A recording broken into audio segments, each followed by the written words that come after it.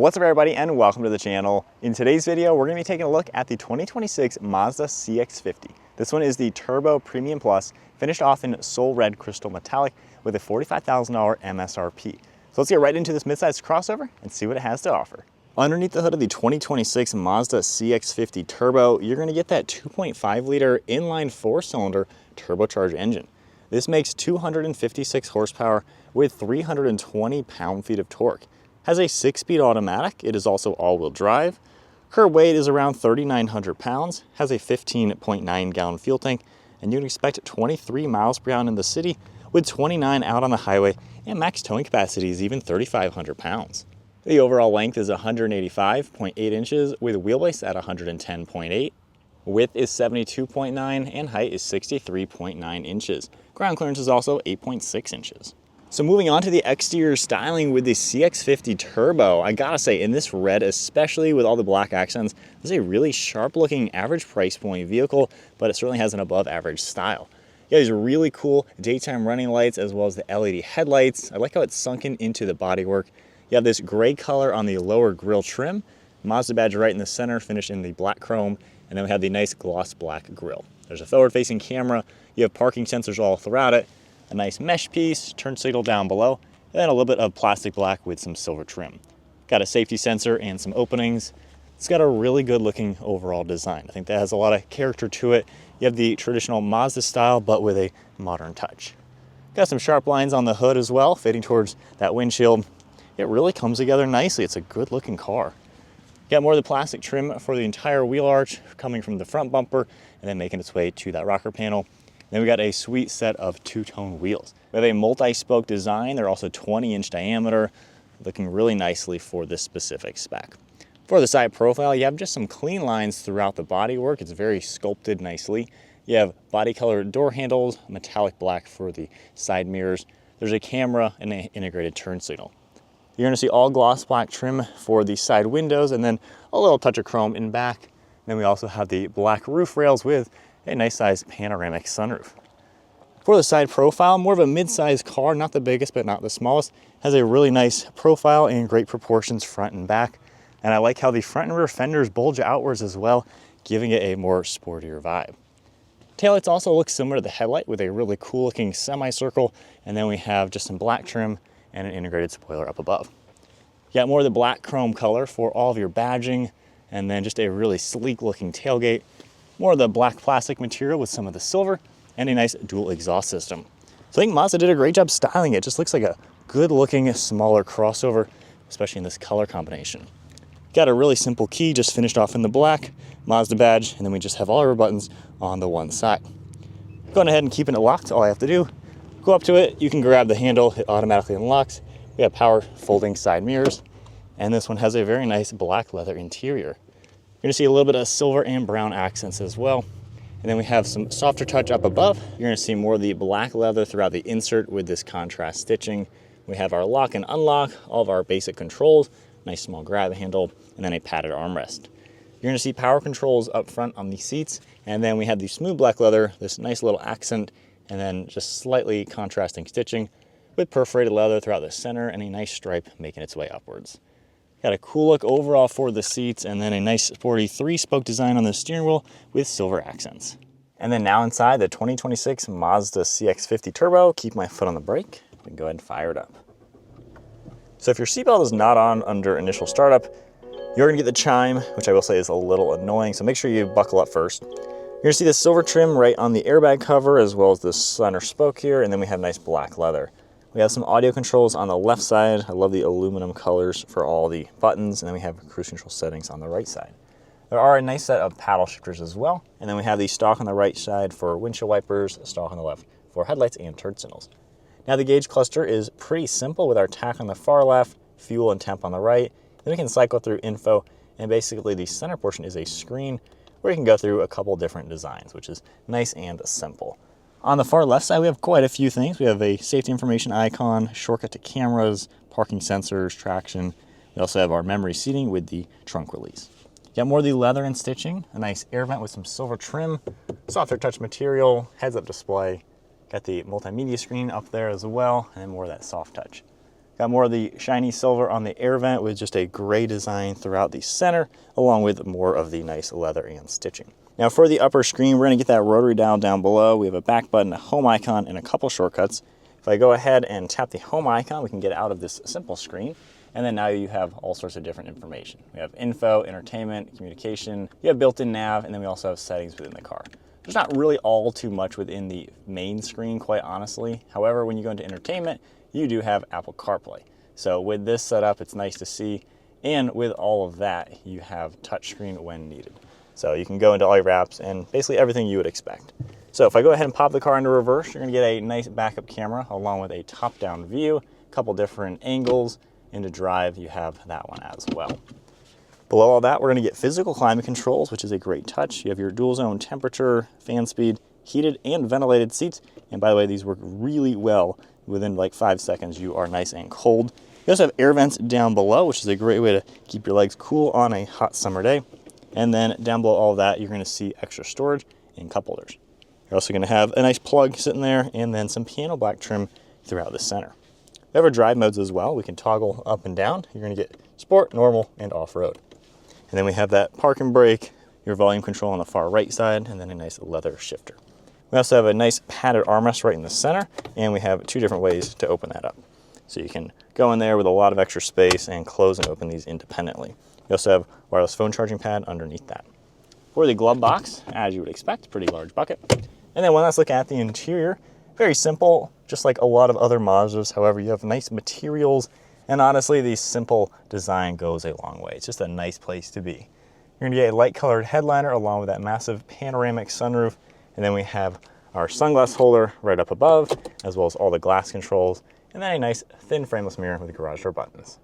And then moving on to the rear seat space, I can just grab the door handle and open it up. You're gonna get very similar looking back seat area. We do have some harder plastic, a little bit of padded vinyl throughout that door though. You're gonna get all the same nice leather seats with that little stripe, perforated leather throughout the center. This can seat 3 people. You have a center armrest as well that'll flip down with some cup holders. Rear facing car seat fits pretty good back here. However, that seat's gonna be a little cramped, but still useful for shorter individuals. You also have air vents sitting back here with heated seats, a couple USB plugs, and then storage on the passenger back seat. There's also a button up here we can press, fold this all the way down, and it's gonna be nice and flat for a cargo into the back. All right, so hopping into the back seat now with the CX-50. So this is actually pretty roomy back here for a small crossover.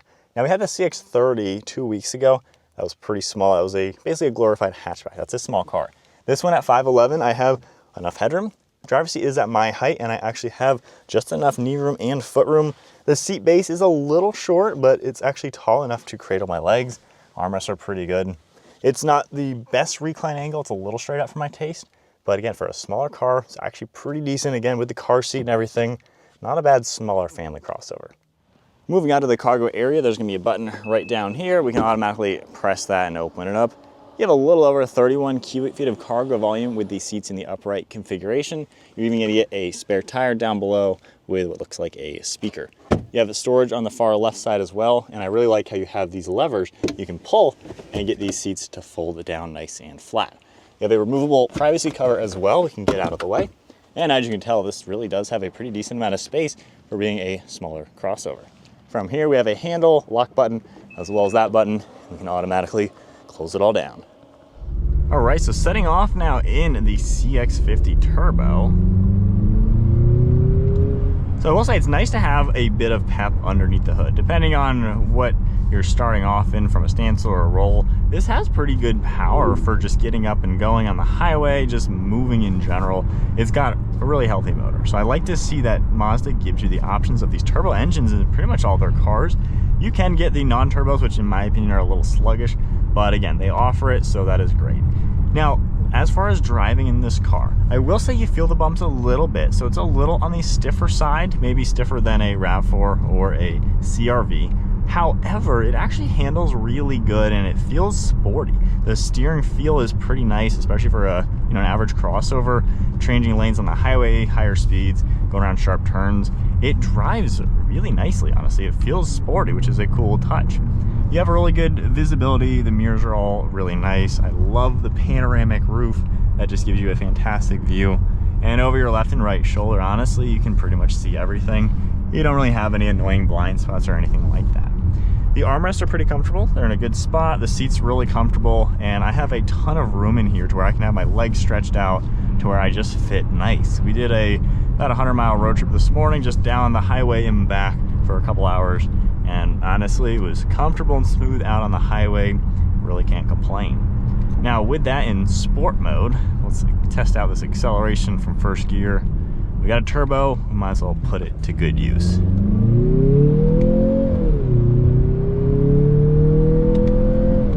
So again, no sports car, but again, it is peppy enough for a typical crossover, especially once you're moving. And again, higher speed driving, taking these turns, is sporty to drive. It's very composed. So this is a nice driving car. It's pretty cool in that regard.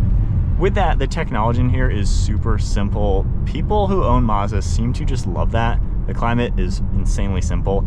You have touchscreen for the CarPlay. It is a little odd that when you're out of CarPlay, it's not touchscreen. And I guess it's not touchscreen when you're driving, which I noticed was the opposite in the CX-30. I think that's a setting though, so actually disregard that.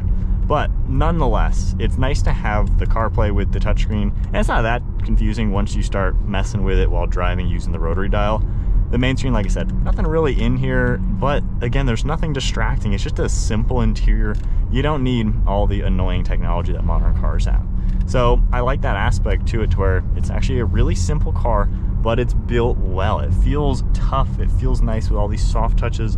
You know, you don't really have any cheap plastics in here that make it feel like a subpar car. It feels like a pretty high quality product at the end of the day. And it's got all the features with, you know, the ventilated seats, the sunroof. The cruise control works really well, the lane centering, all that good stuff. So if you just want a good day-to-day car, the CX-50 really does seem pretty solid. Going over train tracks once again to test out the build quality. Even hitting that pretty quick. Again, there's no rattling, no shakes. It just takes it like a champ. So I feel like Mazda builds a really good quality product at the end of the day. It's just a simple new car in a world where everything is getting way too fancy and modern. And when you're driving it, again, it's sporty and direct. It kind of does everything you're gonna need. So moving on to my honest thoughts now with the CX-50 Turbo. So again, I'm liking the simplicity in this car just because I'm getting overwhelmed with the newest cars with the screens. Everything is touchscreen. There's like 100 steps to just crank up your fan speed or something. It's getting a little annoying to where most modern cars, they're adding too many complicated things to where it's more distracting to use any of the tech than it should be. A car should be simple because simple means safer. And with the Mazda, again, it's just so simple. This is nothing different than cars 10, 15, 20 years ago, which that could sound like a bad thing, but I think in today's world, that's a good thing just because you don't need a fancy way to just do this. Like, why is this so hard to have a simple dial for climate? So thank you, Mazda, for just keeping it simple. And it seems like a lot of owners of the Mazdas, a lot of the fans of the Mazdas, that's what they really like. They don't want all that new stuff. My only complaint, I think, is the fact that the screen's a little bit of a reach, and without touchscreen on the main screen, I'm not the biggest fan. The rotary dial's a little hard to use. I feel like a screen like that, it could totally be touchscreen all the time. So again, that's a little complaint. Only other complaint is the chimes it makes. So when you do this, even if I put it in park, it stays like that. So let's say you take your seatbelt off when you get into your driveway or something, which I do that all the time. It's not gonna stop until you've shut your engine off. So the chimes are annoying, they drive me crazy, and I guess it just makes you wear your seatbelt 100% of the time. Not that you shouldn't wear your seatbelt, but moving the car in a parking lot, in your driveway, maybe you have a long driveway, if you're not buckled, it's chiming on you. So it's just a little annoying in the practical world when, you know, private property, those circumstances, you're not gonna have your seatbelt on. Again, a little issue like that. Overall driving, the only thing I notice is it's not the most plush ride out there. The CR-V and the RAV4 for 2026 are a little bit softer, a little bit more plush with the seat padding, and the ride quality is a little bit softer on those cars. But on the flip side, aside from the new GR RAV4 and maybe the XSE RAV4, you know, this drives a lot sportier. The CR-V is not sporty in any way. It's a great car, but it's very average for just a crossover. This CX-50 feels more sporty. It feels like you can dart it around. Again, I was kind of moving in and out of slow traffic today, and this car handles it. You can drive this a little bit more aggressive than just an average boring crossover. So I like how Mazda has tuned this at least to where it's more agile and more direct to drive. So I feel like if you want a car that you're more in command of and responds to your input a little bit better, and you also don't like the distractions with too much tech, the Mazda is probably something you should look at, especially the fact they offer the turbos on most of their cars. You can get a very well powered mid-size crossover that's fun to drive and simple, all in one brand new vehicle. So I feel like Mazda is really making something that's actually a little bit different than the competition, because most cars are getting more confusing with tech, not exactly sporty in this segment, and some of them don't have nice turbo engines. So it's a cool car with a lot going for it. And I think another thing you're gonna notice is just the fact that everything is like a nice finished material. There's no cheap plastic, there's nothing rattling, even just closing stuff. It doesn't feel like cheap plastic. There's no rattling when you yank it, no squeaking or anything. So the build quality is a really big plus in a Mazda, and I think that's what you're gonna like about it most. But there you guys go. That is the 2026 Mazda CX-50 Turbo. This is the top trim, maxing out around 45. Honestly, seems pretty affordable, especially when you see the base model is a lot cheaper. So they really are gonna have a CX-50 that should meet a lot of people's needs and budgets. But if you guys enjoyed the video, be sure to give it a thumbs up, hit that subscribe button, and stay tuned for plenty more content, and I'll see you guys in the next video.